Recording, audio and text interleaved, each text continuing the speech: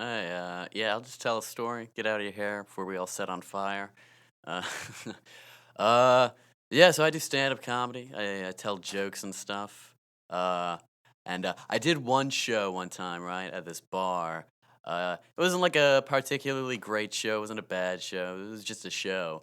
Um, and then I went back to the bar like a week later, right? And uh, and this lady, she comes up to me at the bar and and she said, "Hey, haven't I seen you perform here before?" And I got excited, right? Because like that's I've always wanted that doing stand up, right? Someone to come up to me like, "I've seen you before. Like you're hilarious," you know. I think on some level we're all looking for a little recognition, right? So I was getting excited because I was waiting for this, and I I immediately went like let this fame, this insignificant amount of fame go to my head like immediately because I got cocky, right? I was like, "Yeah." As a matter of fact, I performed here before. You a fan or something? It's really coy about it, and uh, and then she was like, "Oh no no no, I was just wondering, are you gay?"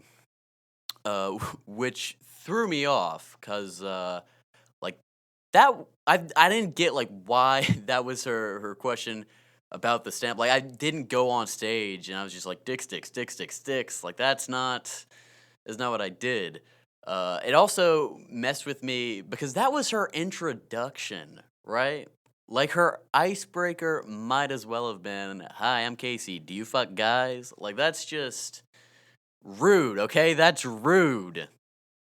Granted, she's probably not the first person to wonder that about me, you know? Like my own father has wanted to ask me that exact same question my entire life. But he hasn't because he's not rude. All right? You got to wait to get to know someone first before you can ask that kind of question. Got to hang out at least 2 times. But also, I've never been asked, like, are you gay before? Like, I've been called gay a lot, okay? A lot. I probably have a record of some kind, but I've never been asked straight up, are you? So I've never really had to answer that kind of question, you know. So I don't even think I could answer that with 100% honesty or certainty, whatever word you want to use. Like, I mean, I've only ever had sex with women before, right? But I mean, I've had my moments, you know. The kind of moments that make even me doubt the previous statement. Just like this guy did. He didn't believe that either. But I mean, look, I've had my penis touched by a man before. So what? So what? That's not weird. It wasn't like a doctor or a molester or anything. It was actually a civilian, if you want to get technical about it. But that's a whole different thing. That's not the story at hand. That's unrelated. But I was actually repressing that up until that night, and all this was just coming through my head, right? Like all this is just rushing through my mind, and she's looking at me. She's expecting an answer. So I got to give her something. So I'm like, no, no. Uh, but I said it. I must have said it like a question because she was like, "Are you sure?" Like she could smell the uncertainty on me too. She said, she's like, "I don't know, man. You just seem like you could be a twink. You're very twinkish." And I was like, "Twink, okay, whatever."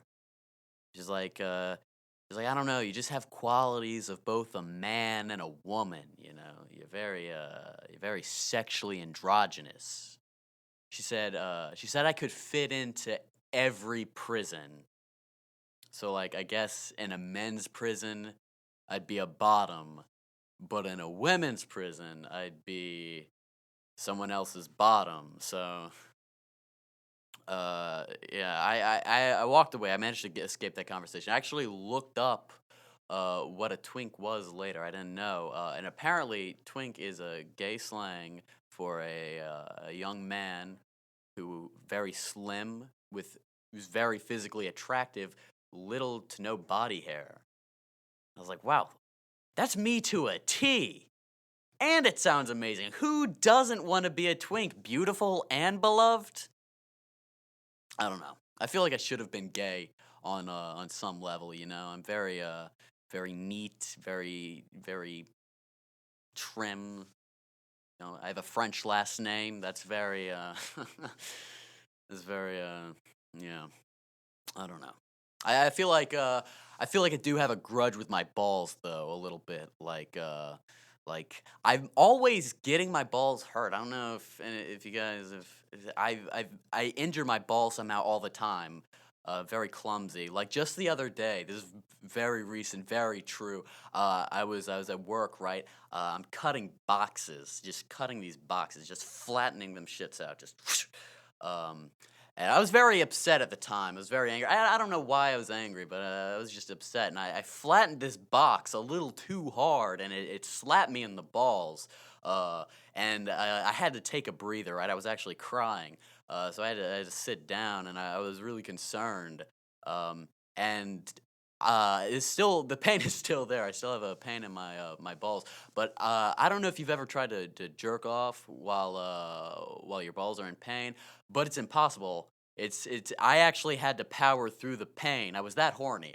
I had to fight back tears just to come. It was powerful. And I actually fight to come a lot. I don't know you you guys you do that fight to come. I was out on a Tinder date and I'm not good at sex. I'll just preface this that I'm not good at sex. I think you could tell by looking at me I'm not great at sex, but I came quickly. Not a two pump chump or anything. Okay, I just it was not a marathon. Okay, I wasn't looking at this like I'm fucking running the distance or anything. I came quick, so I had to in my mind I had to please her, right? Because that's what sex is all about. You got to please the other person. It's not about you. You got to please the other person.